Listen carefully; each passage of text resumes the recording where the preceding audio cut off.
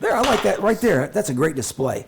You know, Luke, a couple weeks ago, we did a very interesting show about the subject of universal design, and it was very well received. Yeah, and today we're going to kind of unpack that even a little bit further. And universal design kind of pulls into a lot of different terms that we've heard over the years. And Monty, you go back a little farther than I do, so why don't you go through some of those other terms that kind of pull into universal design? I remember we used to use the term barrier-free, which suggested getting rid of the barriers that might stop somebody from living in a home that had a disability. And then we moved to handicapped accessible, which again meant kind of the same thing. Then there was the term universal design, which isn't all that old, which kind of suggests that a home is designed for everybody. Yeah.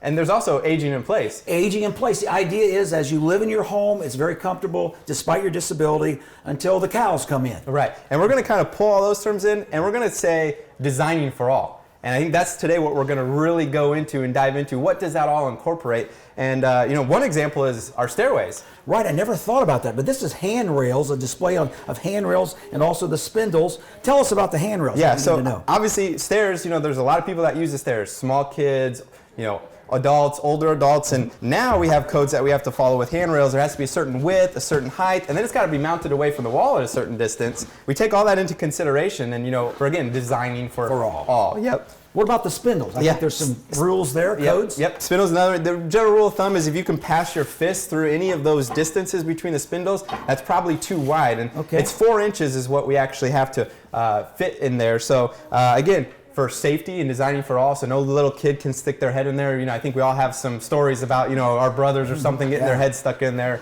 around this time, Christmas time, when they're trying to look down. So just something another thing to take into consideration. There's a lot of things like that where we don't really think about, but it's designing for all. Very good. One other part of designing for all can actually be something like your light switches.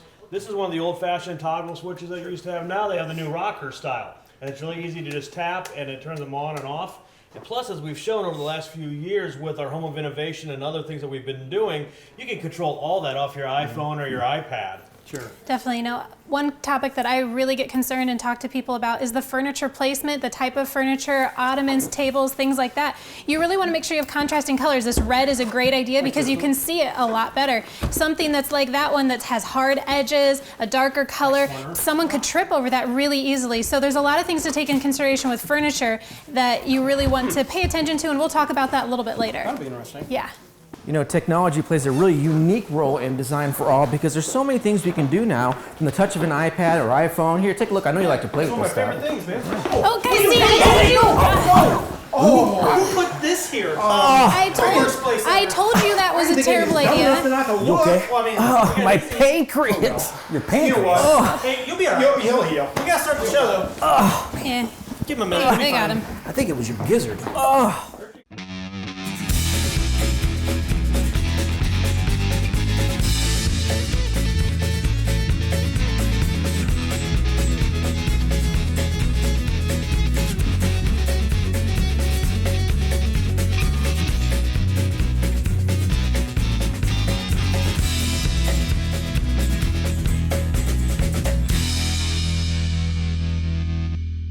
Does everybody have their examples ready? All right. This will be fun. Hey, Lonnie, would you go ahead and open up for us? Yeah, sure. Hey, welcome to Between the Studs. My name's Lonnie Norris, and this is some of my co-workers here at Granite Ridge Builders, including Tony Ranke, our president.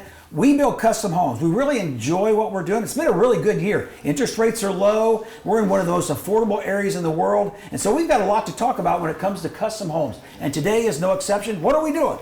No, actually, a couple weeks ago, we talked about universal design. We have had so many emails, so many people asking us to expand a little bit. So I thought today, what we can do is expand instead of just universal design or barrier-free or handicap accessible. Let's do what we're doing, which is designing for all. We do it in our homes, we do it in furniture, which Kayla's going to talk about a little bit later.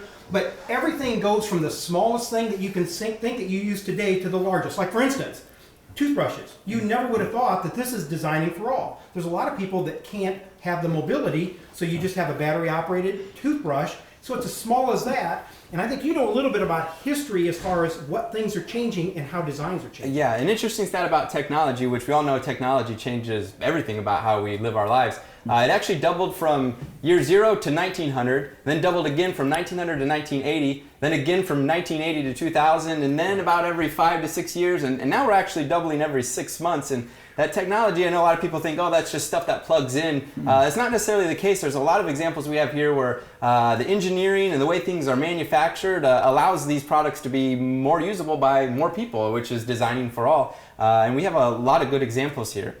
You're right. One thing that's changed is gardening, of all things. We used to have to get down on the ground. I hated when my wife had to get down on the ground to pull the weeds.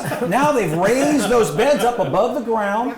Very easy to pull the weeds out. And then also we got contraptions like this. We used to take the garden hose, put our finger on it, and kind of throw the water around, maybe throw a little fertilizer on it. Now we can hook the garden hose up to this, put the fertilizer or the Miracle Grow or whatever inside this thing, and with a grip, just a solid grip, let her fly.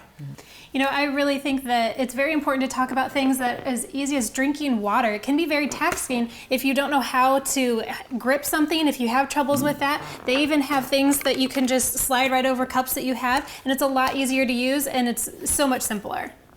So you can see that a lot of things have changed. A lot of things have made our lives better. One thing that we talk about a lot around here is our closed fist test. In other words, we're talking about how we use our hands, like lever handles, things like that. A lot of things have changed. We're going to try to give you some other great ideas, things that you maybe can incorporate in your house today. So guys, let's pick our segments, and I think you want to stay tuned. We're going to show you some fascinating things today. All right, let's clean this up first. Did you make honey actually get out of the car? I did. Open up the... Yeah, she did.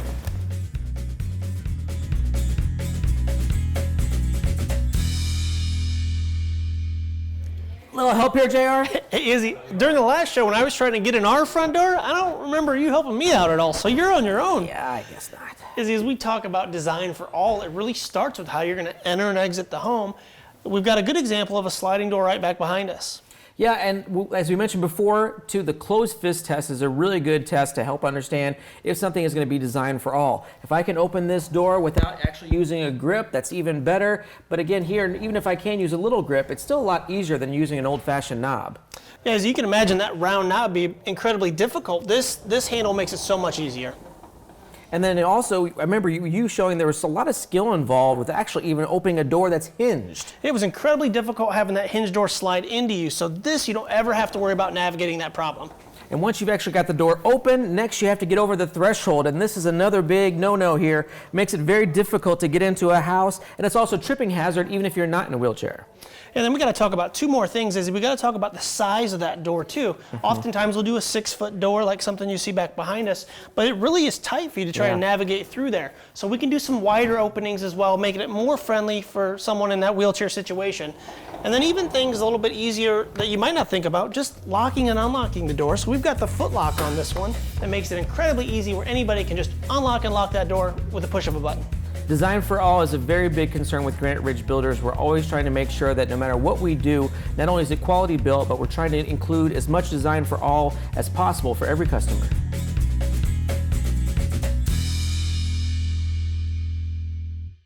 Kayla, you are right. Even a pedestal sink can be a lot more convenient for a lot of people. Pedestal sinks are great as opposed to a vanity sometimes. You can get closer, stand closer, or have a wheelchair up a little bit closer. You can also lower that pedestal sink so it's more convenient depending on what height you would need it at. So there's a lot of different options that we really like pedestal sinks for. And you mentioned furniture. Even something as simple as an office chair can be designed for all people. Absolutely. Ergonomics is very, very important. I'm a little bit on the shorter side, but I definitely like my seat raised. Other people like it lowered. There are so many different things to consider, and it's really important in your overall health, honestly. And now we're actually putting coasters or wheels on our chairs. We definitely are. It's so much more mobile. And who was the first one? How did we get there? I heard Charles Darwin actually invented the coaster concept under a chair. It's so important, and I don't know how many chairs we even have without him now.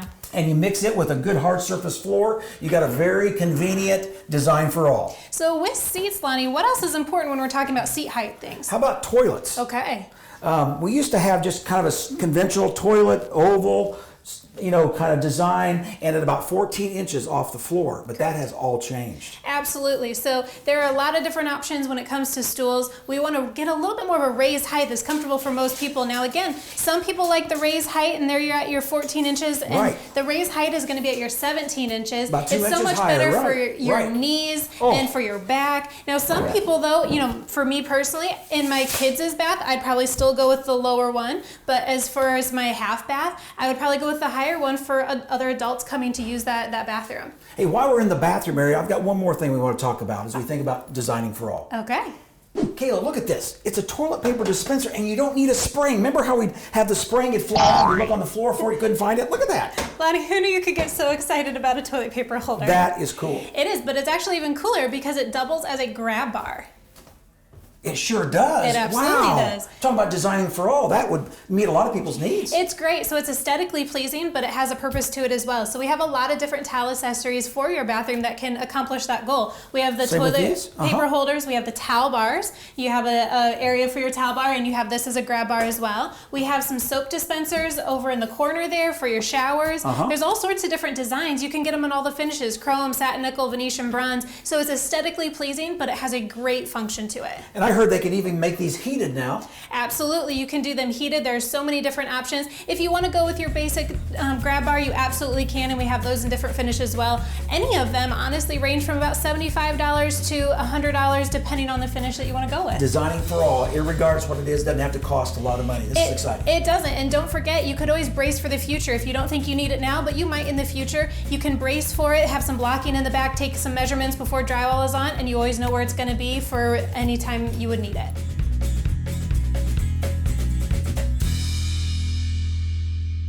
Universal design is important throughout the entire home, and the kitchen is one of those places that sometimes can be a second thought. We only used to have 2 or 3 appliances in a house, but now we have 4 to 7 appliances in every home, so it's definitely something that you need to put a little bit of thought into. I'm here with Elizabeth, and we're going to just talk a little bit about how do we incorporate universal design into a home. What might we do when it comes to a range, Elizabeth? Well, it's really easy, actually, Izzy. So, for example, this range is a great design because it's got your buttons on the front, so you don't have to reach over to turn things on and off. So this is great if you have young kids or really for anyone. Now, one thing about it is you might have to reach over another burner to lift something off, and that can be dangerous. So another great recommendation is the induction cooktop.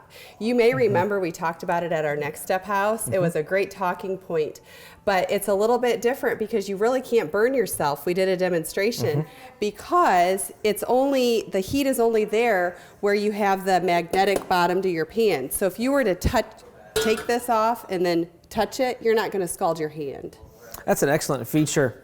As we move around, let's think a little bit about what are some of the important things when it comes to a microwave. Well, the microwave, you can see this is up kind of high. If you're a tall person, it's great, but maybe if you're not quite as tall, it's really hard to reach in there and pull something out. So a good idea is to put it down in a drawer. They make drawer microwaves, and that's pretty popular. And here we have our dishwasher. I don't know that I can think of any ways to do this. What would you do to apply universal design to a dishwasher? Well, one idea would be to raise it so that you don't have to bend as far down to get your plates out. Okay. Another thing that you could do is we've done dishwashers that have a lot of adjustable racks. Oh, yeah. So you can raise and lower. They have special things in them for bottles or special glasses. I also would take into consideration the buttons on it, you know, that they're user-friendly and easy to tap or turn. Okay. Let's head over to the refrigerator. Here with the refrigerator, again, this is probably the most important for many people. We have side-by-side refrigerators. We used to have the top freezer compartment. Now we have a bottom freezer compartment. Is there a right answer for this when it comes to universal design? Well, the side-by-side is a great choice, as well as the French door with the freezer in the bottom. The old type of refrigerator that we think of with the freezer on the top can be hard to get into, but this is great with the doors to be able to get in and out of. Now, one of my favorites was the refrigerator we did last year at the Next Step home. It had different compartments. So it had 4 different doors, and you could change the settings, and you could operate it with your phone. I do remember that. You could actually check to see what was in the refrigerator, as well as you could tell if the temperature was off. And Izzy, another consideration is to have a coffee maker that has a single cup coffee so that you don't have a big pot of hot coffee that you could spill. Now, there are a couple other appliances that we might consider to do universal design for. Now, the mixer is important, and those are very heavy. Okay. So what we recommend is putting it in your lower cabinet, and the cabinet company can actually make a shelf that holds that, and it swings up. Your outlet's already in there, so it's very easy to use. You don't have to lift it or reach over on your countertop. Anything else in the kitchen that would be helpful? Well, don't forget the toaster. So a lot of people are putting the toaster in their pantry with an outlet so it's accessible. Another great place you could put your microwave too if you don't want to have that in your kitchen. Well, universal design is a very important component when it comes to your kitchen. And like we said, we hope that you won't make it a second thought, but something that you actually prioritize so that you can age in place, enjoy a very comfortable kitchen, and make sure we can help you out in designing your kitchen.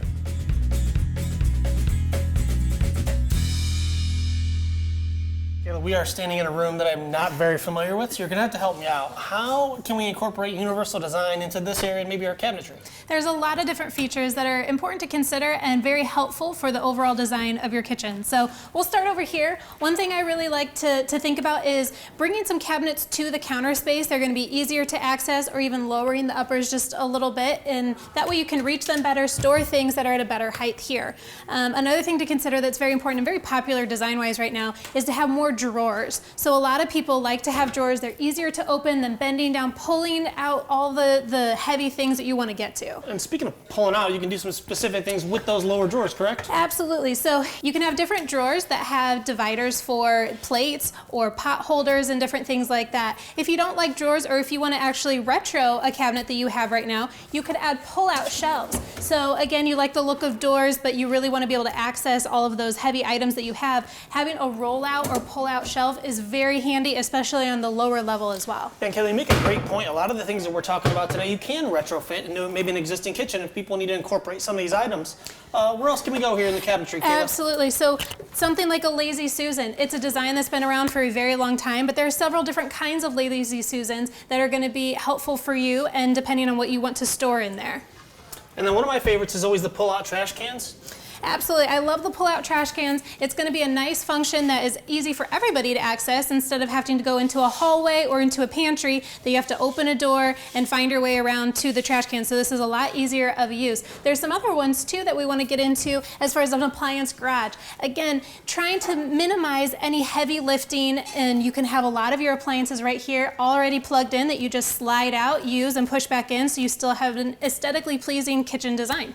Yeah, it's going back to invisibility. You don't really notice any of these amazing features. So that's great stuff we can do with cabinetry features, but what about hardware itself? You know, hardware is very, very important as well. So we want to talk about, and we've been talking about, the grip. So what's a little bit tougher to grip are going to be these knobs. Not quite as easy to get your hands through, and especially the shape of them sometimes. You know, if they're square, it could get off kilter a little bit. A lot of things to consider. It's a little bit easier is going to be handle, but even more important than just a handle, it's going to be the spacing from where it is in the cabinet and how far that handle comes out. And you want to really test them, see what's going to be easy for your grip. Another little tip that I like to tell people, feel the back of the handle. If it's hollow underneath, you could get food caught there a little bit easier. Have a handle that's a little bit more closed in is going to be something that you'll probably benefit from. These are all little details that you probably don't get to talk about when you build with some of the other builders. So absolutely. Now we've got one more important item. I know that when my folks decorate with you, we spend a lot of time talking about faucets. So what are some ways we can incorporate Design for All here?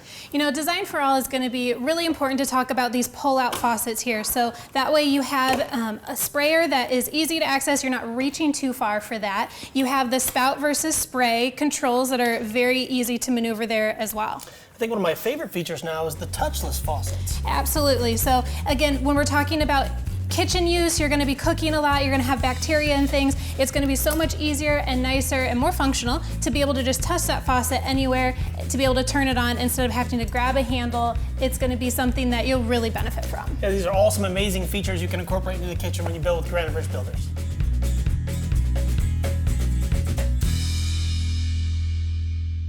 Luke, we've been discussing a lot of pros and cons of a lot of things in the home when it comes to Design for All and universal design.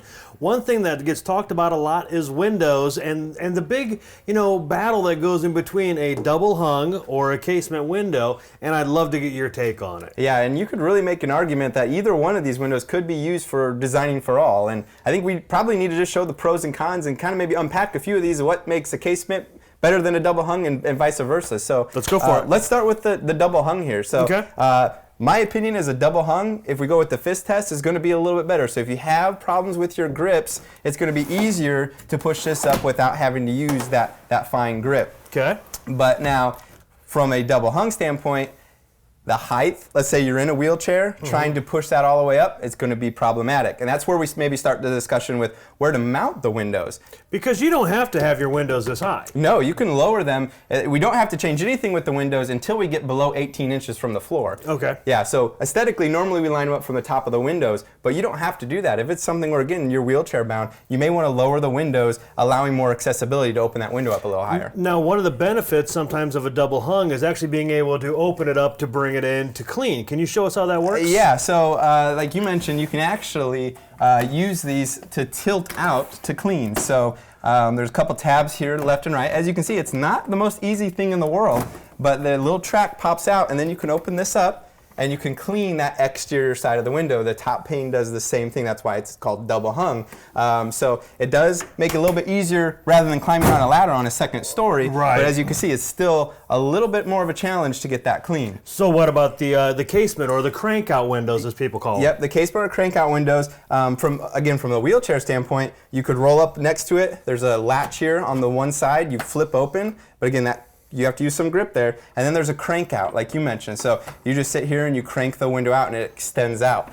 There is some cleaning options with this too. You can actually open it up 90 degrees and reach your hand back there. So both of them can be made to clean up on that second story or even on the outside of the house. But the casement's going to require a little bit more finite detail when it comes to that grip. But when it comes to maybe trying to reach over a sink or a piece of furniture to try to get a window open, the crank out may be a lot easier than these double hungs. Yeah, those double hungs, if you have to reach over a piece of furniture and you're standing away from it, it becomes very difficult to actually open up that window. So that's another thing to take into consideration. Sink or furniture or any kind of obstruction that would cause you to have to reach over. Now, there is a point that you could actually use both types of windows in the same house, correct? Yeah, we've done that before. Typically, you kind of break it up with elevation. You probably wouldn't put double hungs and casement on like all the front. You wouldn't mix it there, but you could mix front and back. Or bedroom, you could change it up there. So again, it's one of those areas where there's not necessarily a definite answer, but you kind of need to decide what's going to be best for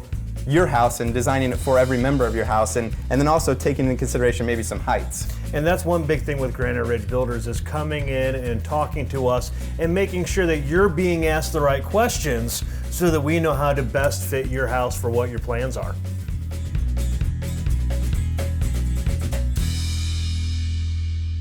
One of our passions is staging the home because it's really the jewelry of the home, and that's very important to talk about when we talk about universal design. The type of furniture, the color, where to place things. Design for All has so many furniture considerations. One that we'll talk about is going to be the type of furniture. So the type of furniture, if you're looking at sectionals versus sofas, is going to be a very big consideration on your floor plan layout. There's going to be a lot of things that you'll want to have more pathway options. So you'll probably want more individual sofas and chairs instead of large sectionals because it's going to be harder to get around the sectional area. And you don't want too much furniture, so you don't want clutter because again, you want to be able to get around it very easily. Also, watch your corners on your tables. You want some nice soft corners so that you don't bang your leg or injure yourself. Absolutely. Fabric is a really important consideration. Leather is probably going to be the best for a lot of people's skin. So some people have allergies and different kinds of aversions to certain types of materials. So that's something to consider, the type. And especially for cleaning, there's a lot of different kinds of material that is going to be better for bacteria and things like that. Now, when it comes to area rugs, you really want to limit rugs because they are a big tripping hazard. So they're very beautiful and we love rugs, but it may not be the best for your design. Absolutely. Depths of furniture is going to be very important for reach and for sitting. So some chairs are too far back and it's going to be uncomfortable and really hard on your back. Others are going to be too low to the ground or up high. All of these kinds of items are very important to go test out in stores to make sure you're purchasing the right one for your type. Also in your bedroom, you want to make sure that your bed isn't too big for the room. When you walk into the room, you want to have enough space to be able to maneuver around that and don't want too big of a bed or too much furniture. Speaking of bedrooms, it's very huge consideration when you're talking about hallways and stairways, moving bedroom furniture. Those mattresses, bed frames, headboards are some really large items that you want to make sure you have. Your 4-foot or larger hallways or 4-foot wide stairways is going to be a lot easier to get all of those items to the correct location. And then when it comes to your nook or your dining area, make sure that you have a table that's easy to get in and out of, that the chairs aren't too heavy or too cumbersome to use on a daily basis. You know what I really love for Design for All as far as the nook and tables go, you could do some round tables. One really awesome option for those that I've seen built into the tables are turntables in the center where you could place your food, have that turned around so that from all areas of that table you can access any of the food without passing some heavy dishes that could spill something on you. So that's a really fun tip to try to look for when you're shopping for your furniture. And don't forget, you do want to incorporate some of your favorite pieces. So if you do have furniture that means a lot to you, you can still mix it in with some of these great ideas as well. Absolutely. And last but not least, we really have to talk about color. It's going to be so important when it comes to your furniture, your walls, and all other sorts of design ideas. So we have a lot of colors here that are really great. You want to consider the contrasting colors. We've said that before. It's very important to have contrast to be able to see those items. So again, a darker cabinet with a lighter countertop is going to jump out at you so you know where things start and stop a little bit more. And especially with furniture, if you have a darker sofa, put a bright red pillow or blue or green pillow on it so you can really tell where that's at and it doesn't blend into your wall. You can come into Granite Ridge Builders and Choice Design showroom and take a look at all of these great furniture and paint design ideas.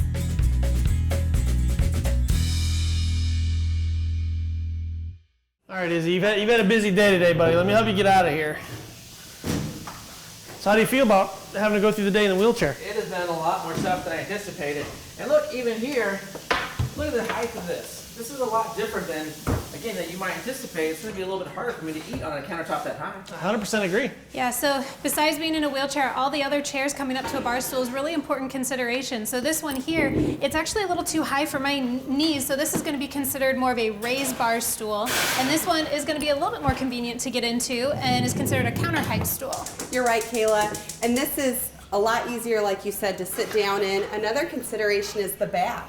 The back makes it more comfortable and easier to sit and enjoy what you're doing at the breakfast bar. Absolutely. Designing for All, lots of things to talk about, and at Granite Ridge Builders, we're ready for you to come in. We'd like to sit down and talk to you about your needs and your wants as we design a custom home for everybody. I hope everybody's found this interesting. I know we've learned a lot. We would love to talk to you about all these things. And JR, would you close for us today? Yeah. As always, guys, I want to thank you for spending part of your day with us. If you'd like to learn a little bit more about who we are, what we do, and why we do what we do so well, please just pick up the phone, give us a call, visit the website below. Even better yet, come in our front door. We'd love to show you how to incorporate any of these ideas into your new home. You know what? I think they were done. The cookies are ready. So thank you guys. And Oh, but did Luke, I don't know if I actually have thank you. I think that looks good right there. Yeah, I think it's going to work. Love that spindle. Starting over. It's not a spindle. Love that display. As you can imagine, that round knob would be incredibly hard to grab. This level. I'm done with it. I'm done with it. This is just so much easier. The lever I'm is not so even much saying lever. easier. The level lever. I'm just not even saying. All right. As you can imagine, that round knob would be pretty difficult. This is just so much easier to open and close. No, it's just like, oh, he actually made it that time. Yep, Okay, that's why I told you I'm going to say lever. Look at that. That is so easy. Lonnie, That is who knew you cool. could get so excited about a towel bar? Or a toilet paper holder. That's good. We'll start. All right. I said something funny at the end that was dumb. Something about if you had a lot of If you ice. like a lot of If ice. you like a lot of ice. And another important thing to have in your refrigerator is your ice and water. This makes it really convenient to get ice and water.